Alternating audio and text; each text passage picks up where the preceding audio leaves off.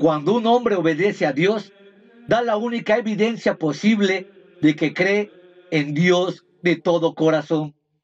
El vocablo griego peito en el Nuevo Testamento sugiere un resultado real y exteriorizado de la persuasión interna y la fe consecuente.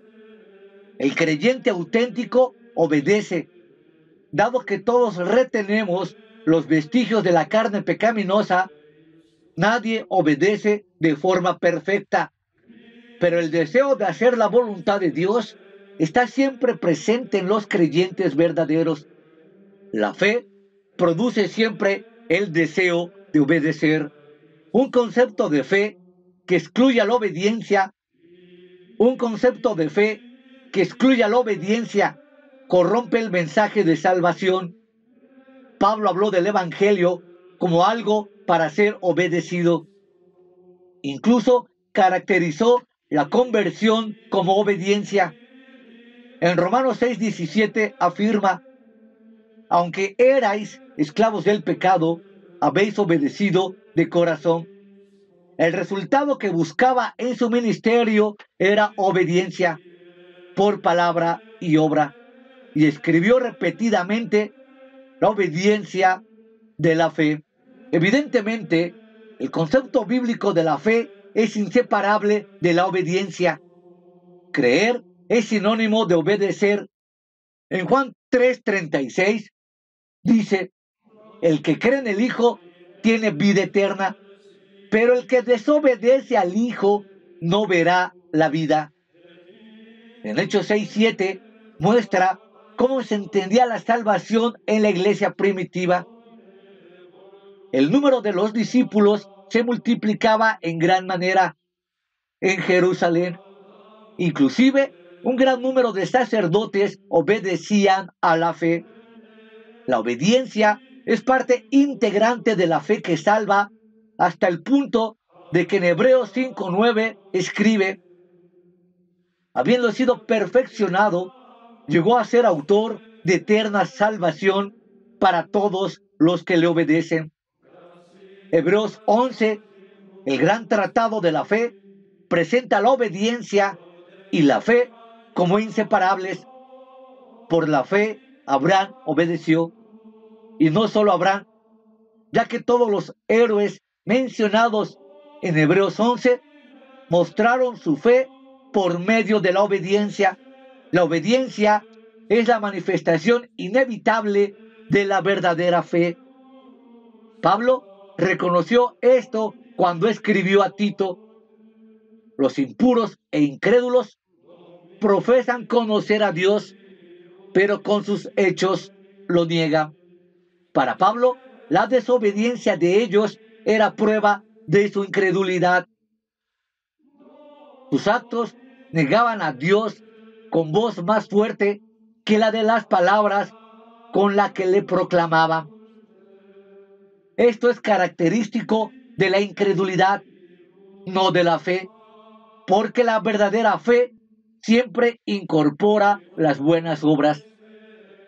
A los reformadores les gustaba decir: la fe solo trae salvación, pero la fe que trae salvación nunca está sola. Spurgeon, el príncipe de los predicadores, apuntó: aunque estamos seguros de que los hombres no son salvos por obras, también estamos muy seguros de que ningún hombre se salva sin ellas. La verdadera fe se manifiesta siempre en obediencia. Fe y fidelidad no eran conceptos esencialmente diferentes en la iglesia primitiva. De hecho, la misma palabra se traduce de ambas maneras en las Biblias en inglés. Así, los fieles creyentes son también fieles y obedientes. Fidelidad, constancia, firmeza, confianza y creencia están comprendidas de forma indivisible en la idea de creer. Una vida recta es un resultado inevitable de la auténtica fe que salva. Desde luego, esto no es decir que la fe produzca algo así como una perfección sin pecado. Todos los verdaderos creyentes comprenden la súplica del padre del muchacho poseído por un demonio. Creo, ayuda a mi incredulidad. Marcos 9:24. Los que creen desearán obedecer, no importa lo imperfectamente que se puedan comportar a veces. Esto que se llama fe en Dios, que no produce este deseo, el estado mental que rehúsa obedecer, es pura y simple incredulidad. Las bienaventuranzas de Mateo 5, 13 y 12 revelan el carácter de la verdadera fe, también como cualquier otro pasaje que yo conozco. En esta sección inicial del Sermón del Monte, nuestro Señor presenta una justicia superior a la piedad externa de los escribas y fariseos. Esta justicia superior es obligatoria para cualquiera que entre en el reino de los cielos. Por consiguiente, las cualidades que describe debe distinguir a todo creyente verdadero.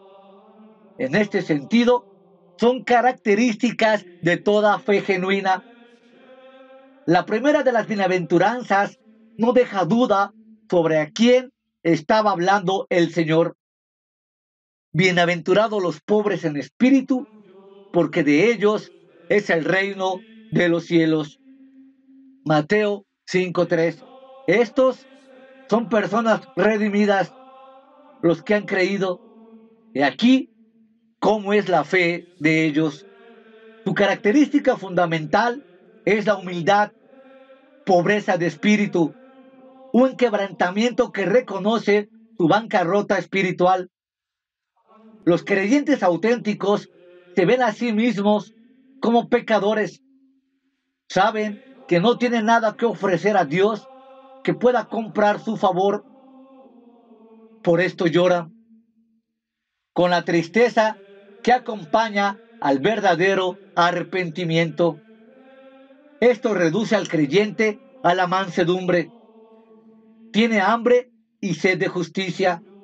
Al satisfacer el Señor esa hambre, hace al creyente misericordioso, limpio de corazón y pacificador.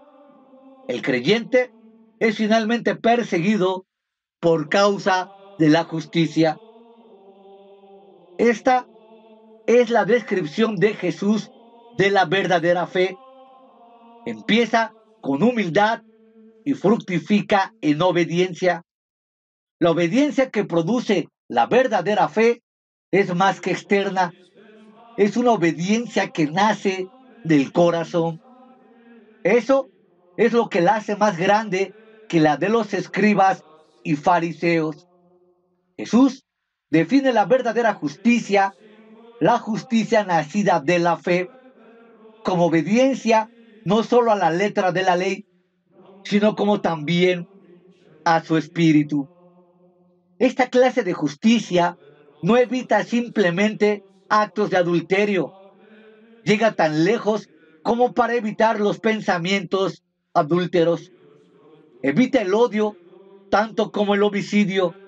Jesús resume la necesidad de la auténtica justicia con esta impresionante declaración del Sermón del Monte. Sed pues vosotros perfectos, como vuestro Padre que está en los cielos es perfecto. Desde luego, esto establece una norma imposible. Después de tratar con el joven rico y de que éste se alejara sin creer, Jesús dijo a sus discípulos: difícilmente entrará el rico en el reino de los cielos.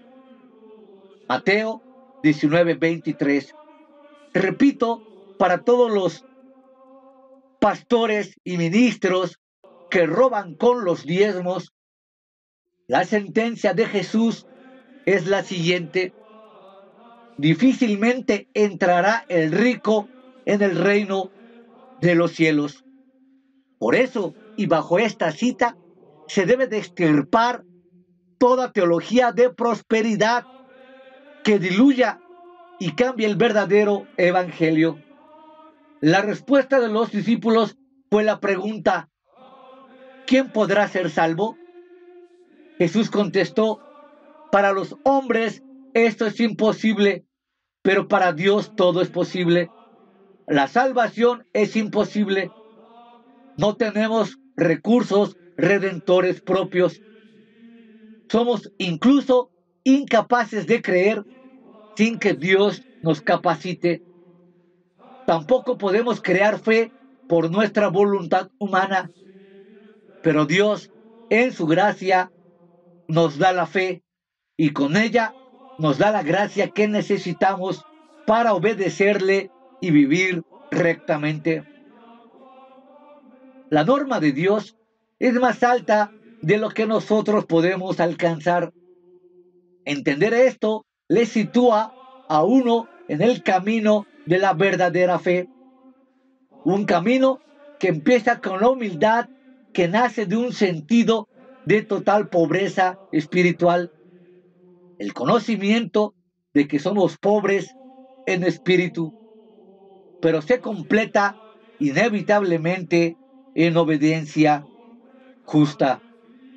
Cuando Jesús quiso ilustrar el carácter de la fe que salva, tomó a un niño, lo puso en medio de los discípulos y les dijo: de cierto os digo que si no os volvéis y os hacéis como niños, jamás entraréis en el reino de los cielos. Mateo 18:3. Un niño es la representación perfecta de la humildad obediente, una lección objetiva sobre la fe que salva. Jesús usó esta ilustración para enseñar que si insistimos en retener los privilegios de la adultez, no podemos entrar en el reino de Dios.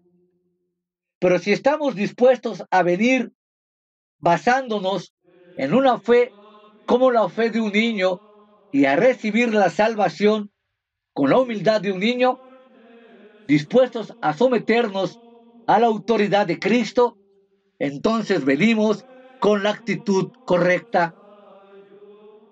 Jesús dijo: mis ovejas oyen mi voz y yo las conozco. Me siguen y yo les doy vida eterna y no perecerán jamás. Y no perecerán jamás.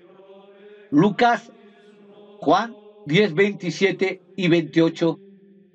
¿Quiénes son las verdaderas ovejas? Los que siguen. ¿Quiénes son los que le siguen?